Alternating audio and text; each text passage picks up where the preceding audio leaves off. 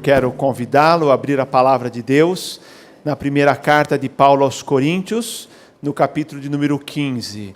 Prosseguindo a série, estamos também, esta série, caminhando para o final, o diagnóstico da igreja contemporânea,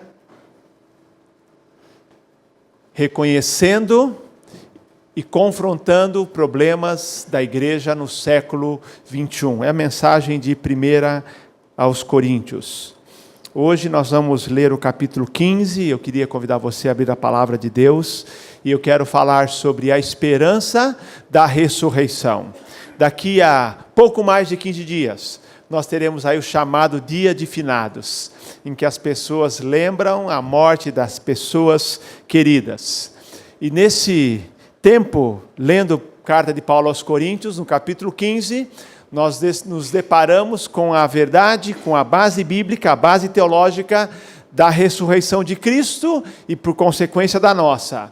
John Stott diz que a mais fantástica de todas as afirmações cristãs é a afirmação de que Jesus Cristo ressuscitou dentre os mortos. E aí ele comenta que a morte de Cristo, o túmulo vazio, as aparições de Jesus a um grande número de pessoas, a coragem com que os discípulos passaram a anunciar a fé, são o fundamento da ressurreição. Então, passados 2000 anos, nós perguntamos, que diferença faz afirmar que Jesus Cristo ressuscitou? Porque há pessoas que simplesmente negam. Naquela época lá, no ano deve ser o ano de 55, quando Paulo escreveu aos Coríntios, já havia um grupo que negava essa ideia de que Jesus Cristo ressuscitou, e mais ainda, de que era possível essa tal história de pessoas ressuscitarem. Mas a verdade é, como diz Brennan Manning, que só há duas alternativas. Ou nós cremos em Jesus de Nazaré e na sua ressurreição, ou nós não cremos na sua ressurreição, ou não cremos em Jesus de Nazaré. Ou cremos na ressurreição e Jesus é o Messias, ou nós não cremos na ressurreição e Jesus é um grande impostor.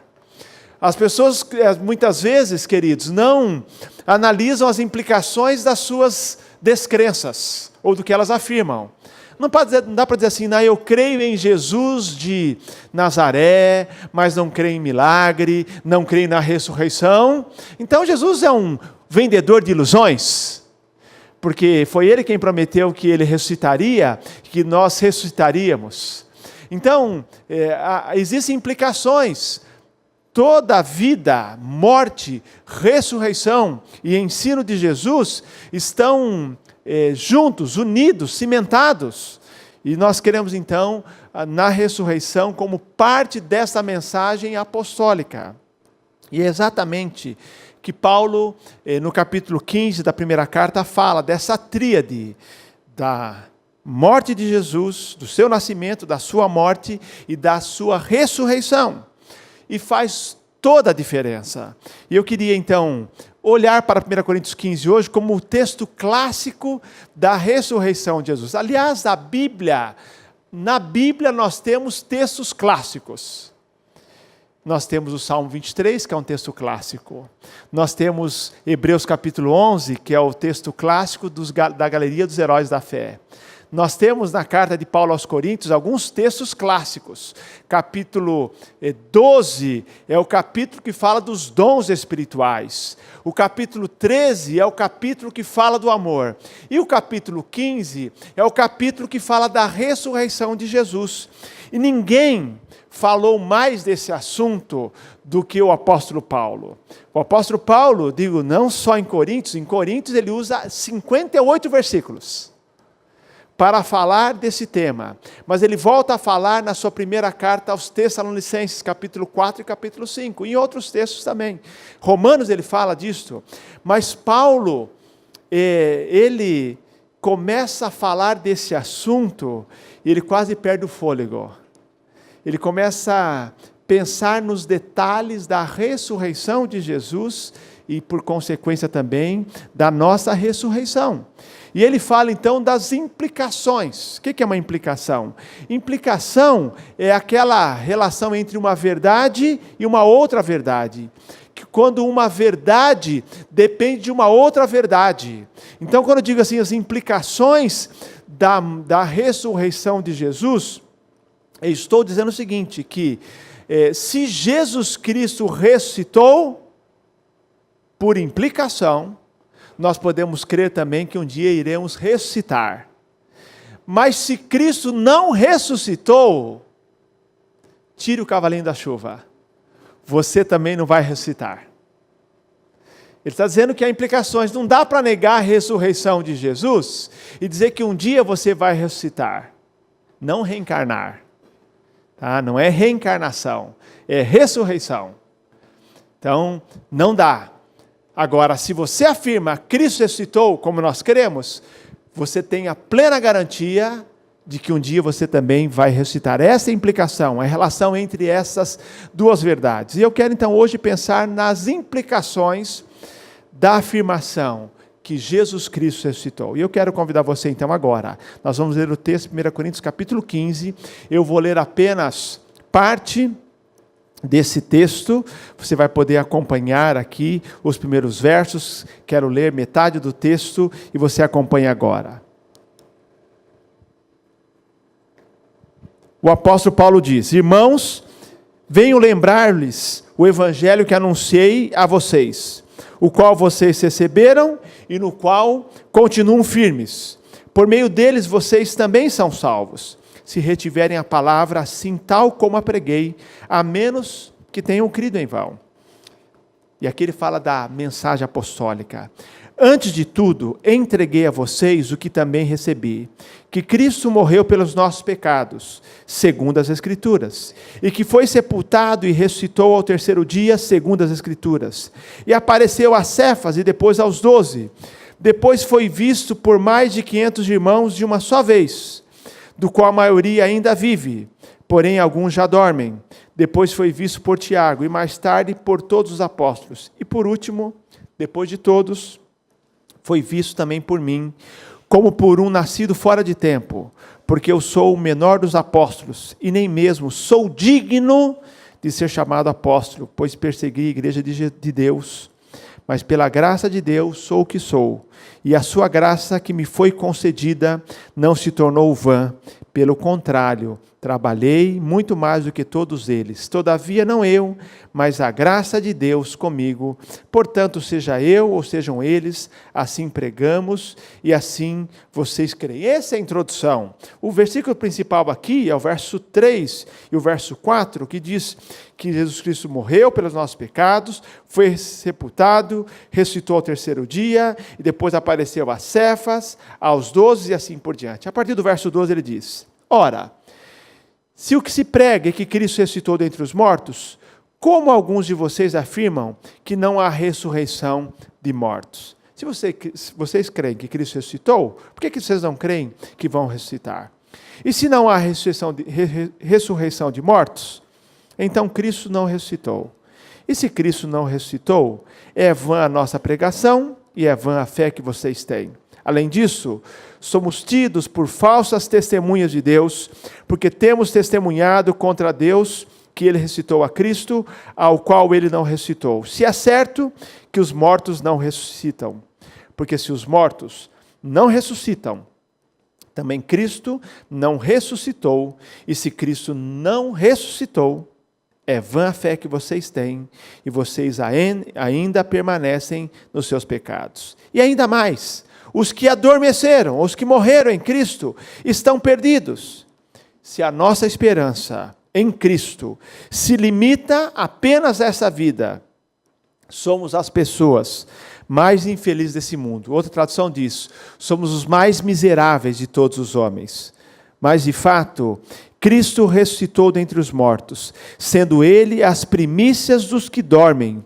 Visto que a morte veio por um homem, também por um homem veio a ressurreição dos mortos. Porque assim como em Adão todos morrem, assim também todos serão vivificados em Cristo.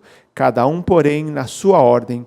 Cristo as primícias, depois os que são de Cristo na sua vinda, e então virá o fim, quando ele entregar o reino ao Deus e Pai, quando houver destruído todo o principado, bem como toda a potestade e poder, porque é necessário que ele reine até que tenha posto todos os inimigos debaixo de seus pés. E o último inimigo a ser destruído é a morte. Amém. Por essa palavra para nós hoje. O apóstolo Paulo está nos falando das implicações da ressurreição. Quando você lê esse texto, e se você ler a segunda parte, os outros 30 e poucos versículos, 32 versículos que nós temos ainda adiante, você vai ver como Paulo está plenamente convencido e como seu coração é aquecido com essa verdade da ressurreição de Jesus Cristo. Por quê? Porque ele sabia das implicações dos resultados, das consequências que era afirmar que Cristo não ressuscitou ou Cristo não ressuscitou ou Cristo ressuscitou.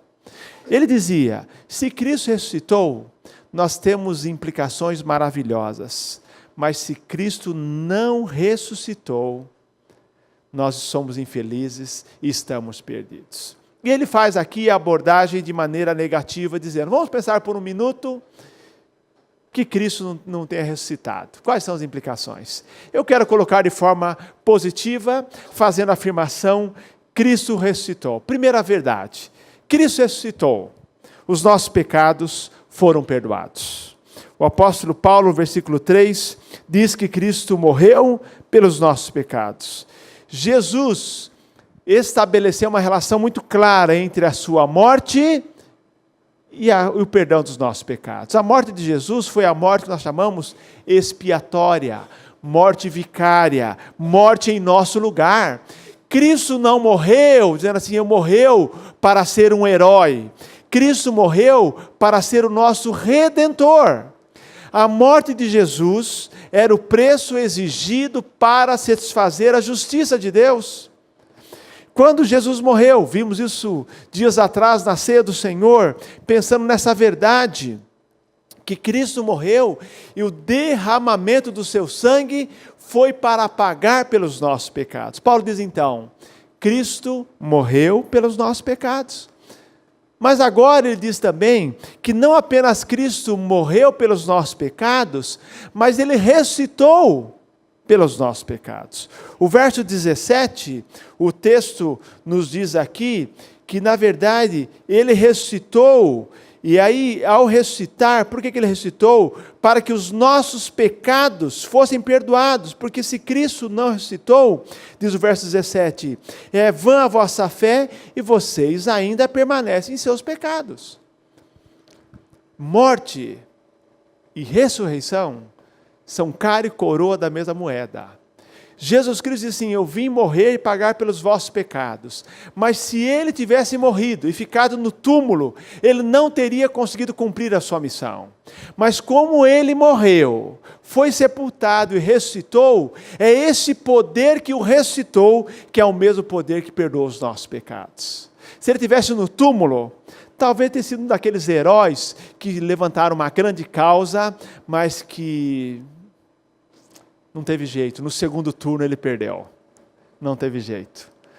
O fato é que Jesus falou, não, olha, eu morri, e ao ressuscitar, a ressurreição de Jesus validou tudo aquilo que ele ensinou e aquilo que ele prometeu. Queridos, Cristo ressuscitou.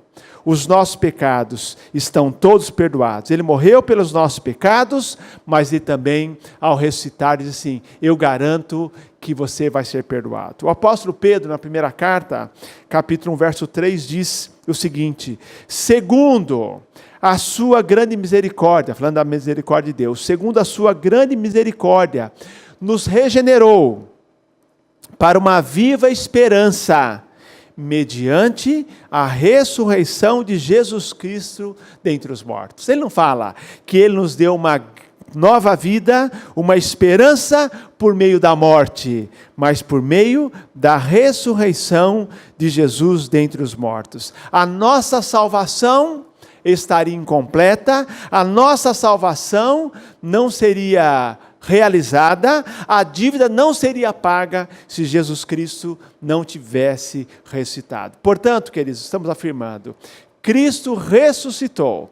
E é interessante que o apóstolo Paulo, no capítulo 15, começa estabelecendo a ressurreição como um fato histórico. Ele diz assim, não é um assunto de fé. Creiam que ele ressuscitou. Não, tem base. Jesus foi aparecendo para as mulheres, para alguns discípulos, para Pedro, para todos os discípulos, e depois para cerca de 500 irmãos, e que muitos estavam vivos no tempo de Paulo. Pensa o seguinte, está bom já de testemunho ou precisa de mais? Cerca de 500 irmãos estavam dizendo assim, alguns dizem que teve uma alucinação coletiva. Faça-me o favor, né? Não apareceu em diferentes situações. Então ele apareceu para alguns discípulos, para vários discípulos, depois apareceu para cerca de 500 irmãos, falou assim, e depois ele apareceu até para mim, Paulo, que não sou merecedor, lá na estrada de Damasco, para dizer, eu sou Cristo ressurreto.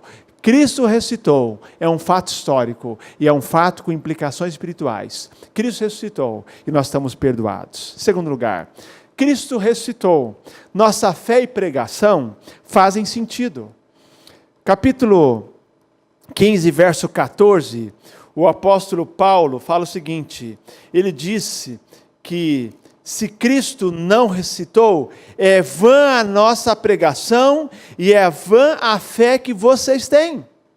Queridos, não faria sentido pregar, anunciar, se nós não temos uma ressurreição para anunciar.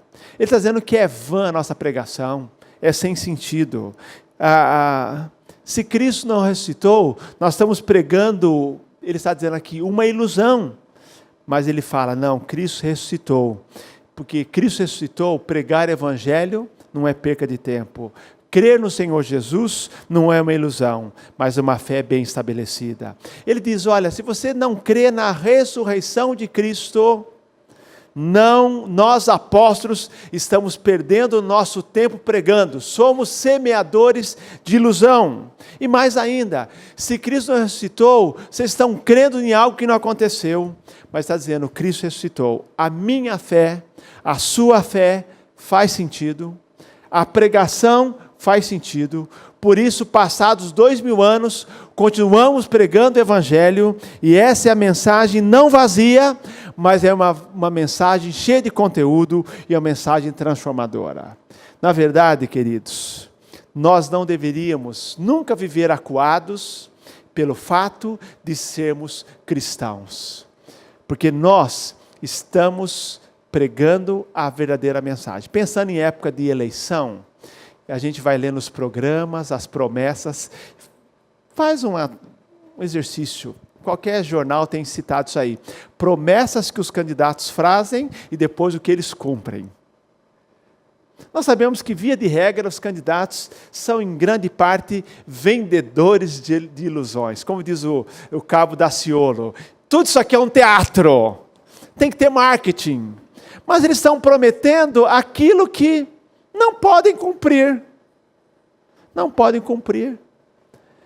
Mas a Bíblia fala de Jesus que prometeu aquilo que ele podia cumprir. Ele prometeu, olha, eu vou ressuscitar. E ele ressuscitou, foi ressuscitado pelo poder de Deus. Ele promete que um dia voltará, irá nos ressuscitar também, e ele vai cumprir. Como que eu posso crer? Porque é esse que não deixou nenhuma promessa para trás. Todas as promessas de Deus estão em duas categorias, de duas uma. Ou já foram cumpridas, ou estão se cumprindo e vão se cumprir. Não tem dizendo assim, não, olha, vamos pegar a relação aqui uma falhou. Nenhuma falhou. E as que não foram cumpridas, estão sendo cumpridas, serão cumpridas, porque não chegou o tempo ainda. Paulo diz, a nossa pregação e a nossa fé fazem sentido, porque estão baseadas na promessa de Jesus e naquilo que ele fez. Terceiro lugar, Cristo ressuscitou. Os que morreram em Cristo, antes de nós, não estão perdidos. O verso 18, queridos, nos fala que Se Cristo não ressuscitou, os que adormeceram em Cristo estão perdidos. Pode imaginar o que seria daqueles que morreram, crendo que um dia iriam ressuscitar? Que morreram, imagina aqueles que morreram crendo na mensagem no tempo de Cristo. Nos que morreram crendo na mensagem pregada nesses nossos dias. Se Cristo não tivesse ressuscitado, eles estariam perdidos. Completamente perdidos nos seus pecados, porque a ressurreição de Jesus é que garante o perdão de pecados. Se Cristo não tivesse ressuscitado, não havia crença ou esperança da vida futura e de que estaríamos com o Senhor. Mas ele fala aqui, de fato, Cristo ressuscitou e nós, aqueles que morreram em Cristo, estão apenas aguardando o tempo deles. O tempo deles. 1 Tessalonicenses, Paulo fala da ordem, né? Os que morreram em Cristo ressuscitarão primeiro, terão privilégio, e depois nós que estivermos vivos, seremos transformados. Nós, queridos, sabemos que aqueles que já morreram em Cristo não estão perdidos porque Cristo ressuscitou. E por fim, Cristo ressuscitou, nós também temos certeza que um dia vamos ressuscitar. A partir do verso 19 ele fala sobre isso, e ele fala que nós podemos esperar por um futuro maravilhoso. E há um versículo, que deveria ser um versículo que nós deveríamos guardar conosco todos os dias. O verso 19 diz o seguinte: se a nossa esperança em Cristo se limita apenas essa vida, somos as pessoas mais infelizes desse mundo. Queridos, eu não sei como é a sua vida aqui na terra, espero que seja boa, com os percalços que tem, com as lutas que tem, mas eu quero dizer o seguinte: se você está feliz aqui, que tudo que você espera é essa vida aqui na terra, Paulo diz que você é um infeliz, você é um miserável, porque o melhor ainda está por vir. O melhor é a vida futura. Se a nossa esperança, por isso que nós condenamos tanto a teologia da prosperidade, porque promete uma vida boa só aqui e agora.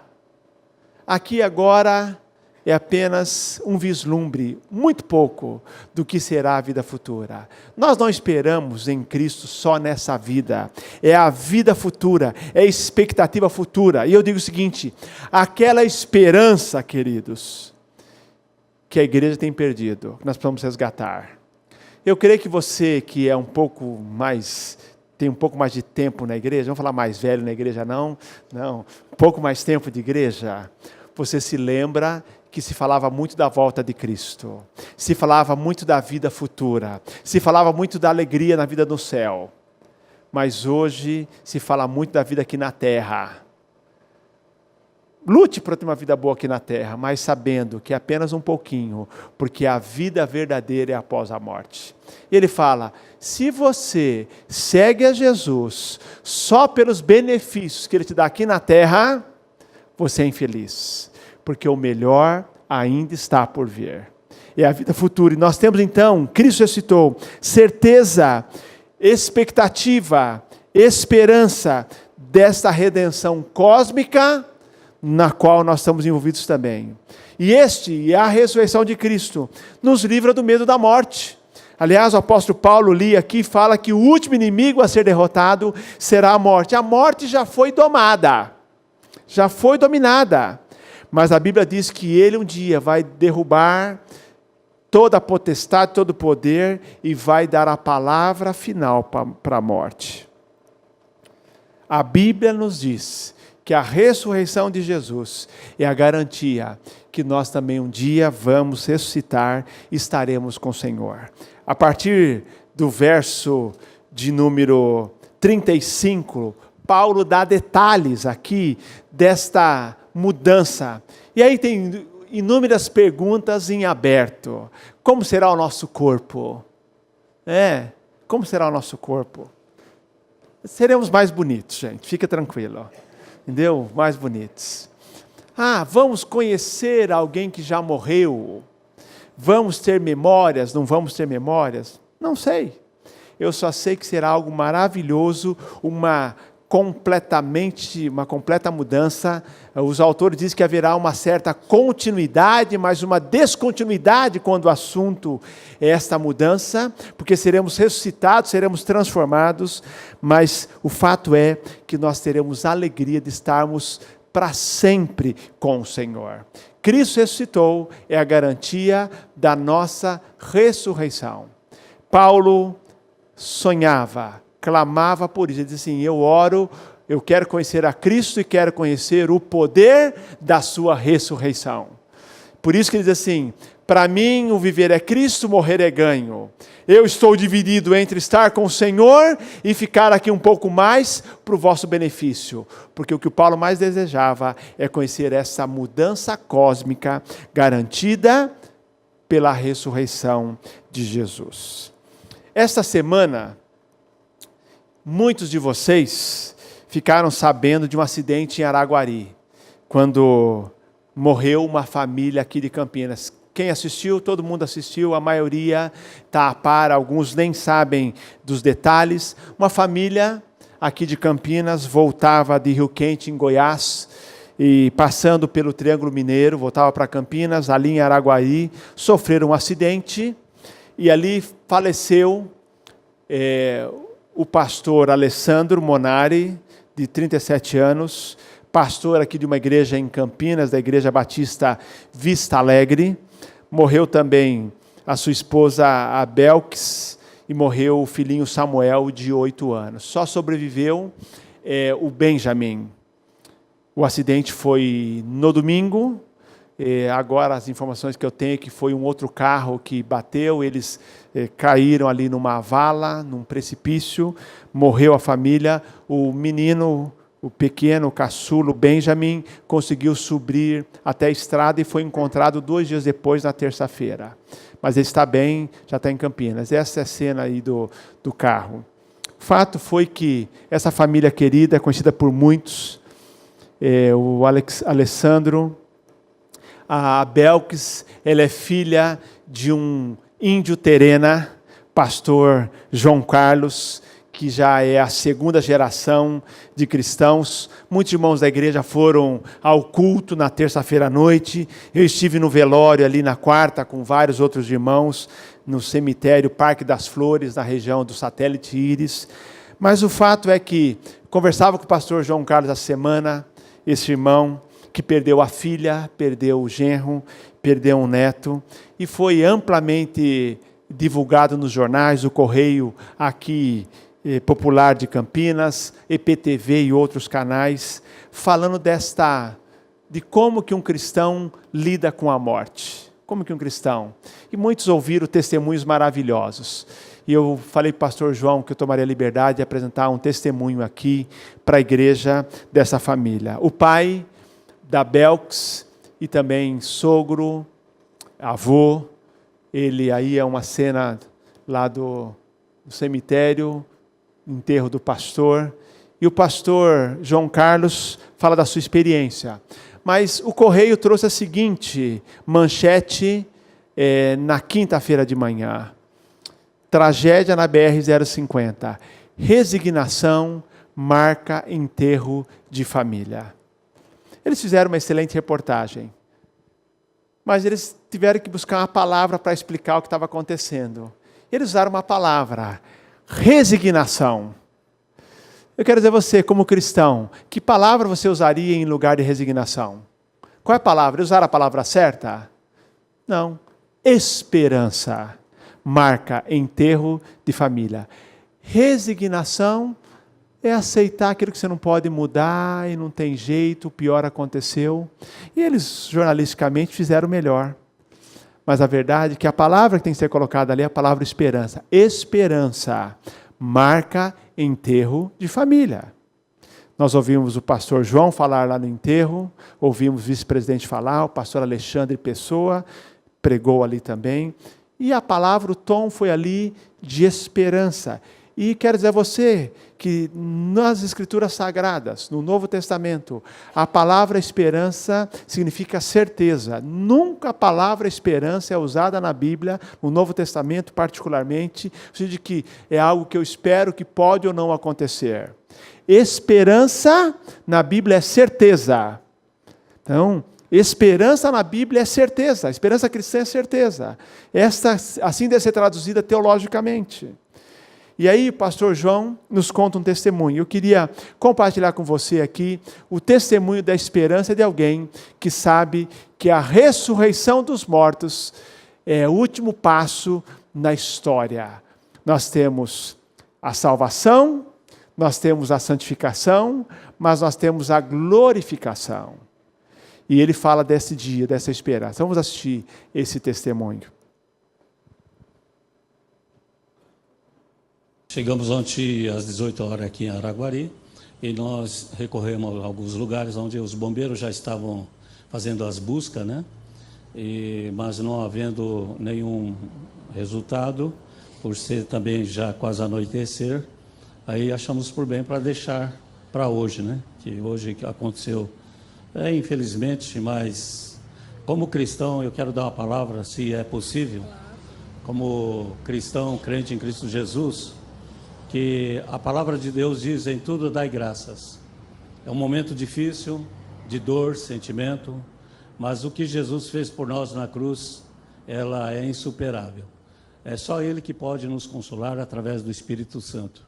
Crendo que a família, existe uma esperança. Neste momento eu tenho dor, mas a maior esperança que nos tira a dor, que faz com que nós sentimos a presença do Senhor, é através do Espírito Santo. Toda essa força que o senhor está carregando, levando, né, para a família, tem parentes do senhor em Uberlândia, acompanhando o neto. Agora, todas esse carinho para esse neto, né, que vai precisar muito agora, né, seu João? Sim, com certeza, né? Mas uma família, quando ela está na presença do Senhor Jesus, como pai, eu tive um pai que é cacique, eu sou índio da tribo Terena, meu pai foi cacique também na nossa tribo. Ele dizia o seguinte: toda a família que está aos pés do Senhor Jesus, há esperança no futuro, onde nós podemos crer que com Ele nós podemos ter forças em todos os momentos das nossas vidas. Amém. Está sofrendo como pai, como sogro, como avô, com certeza, mas ele tem essa convicção de que realmente eles estão com o Senhor e que um dia vão se encontrar. Então, a esperança do cristão, a certeza do cristão na realmente ressurreição. As pessoas, difícil entender alguém falar assim. Agora é bonito, né? Esse é pastor mesmo, porque ele não perde oportunidade. Agora eu quero dizer o seguinte, uma outra coisa que eu me lembrei essa semana. Ele e o pai dele, do João Carlos, é fruto do trabalho missionário. Se não me engano, a primeira tribo que os batistas brasileiros começaram a evangelizar foi os índios Terenas, com o pastor Krieger. E lá se converteu o pai, se converteu o pastor João Carlos, e hoje são servos do Senhor. A esperança. 1 Coríntios 15, 20 fala: mas de fato, Cristo ressuscitou dentre os mortos, sendo Ele as primícias, o primeiro fruto dos que dormem. E o que fazer então? Como disse a vocês. Pode colocar para nós aqui, olha. Nossa esperança não se limita a esta vida. A nossa esperança não pode se limitar a essa vida. E Paulo termina dizendo: o que nós fazemos enquanto aguardamos a volta do Senhor, enquanto aguardamos a nossa morte, se assim Deus quiser, nós fazemos o que Paulo diz em 1 Coríntios 15, 58, que eu quero que você leia comigo agora. Vamos lá, queridos. Portanto, meus amados irmãos, sejam firmes e inabaláveis e sempre abundantes na obra do Senhor, sabendo que no Senhor o trabalho de vocês não é vão. Mais uma vez. Portanto, meus amados irmãos, sejam firmes e inabaláveis e sempre abundantes na obra do Senhor, sabendo que no Senhor o trabalho de vocês não é vão. Queridos, enquanto aguardamos a volta do Senhor, enquanto aguardamos o chamado do Senhor, o que nós fazemos? Nós trabalhamos. nós fazemos a obra, nós servimos ao Senhor. Como nas parábolas do Novo Testamento, dos talentos, dos servos, servir ao Senhor de maneira firme, inabalável, abundante, sabendo que assim como o trabalho do pastor Alessandro, da Belks, e do Samuel, não foi vão no Senhor. Os frutos estão. O nosso também, o trabalho, sirva ao Senhor fielmente, firmemente, de maneira inabalável, porque o Senhor voltará, e quando Ele voltar, que Ele nos encontre servindo com amor. Que Deus possa nos abençoar. Amém, Senhor. Deus de amor, obrigado pela certeza da vida eterna. Obrigado pela certeza da ressurreição. E que nós, enquanto te aguardamos, nos ajude a viver de forma coerente com a fé que temos na ressurreição dos mortos. Em nome de Jesus oramos. Amém, Senhor. Amém.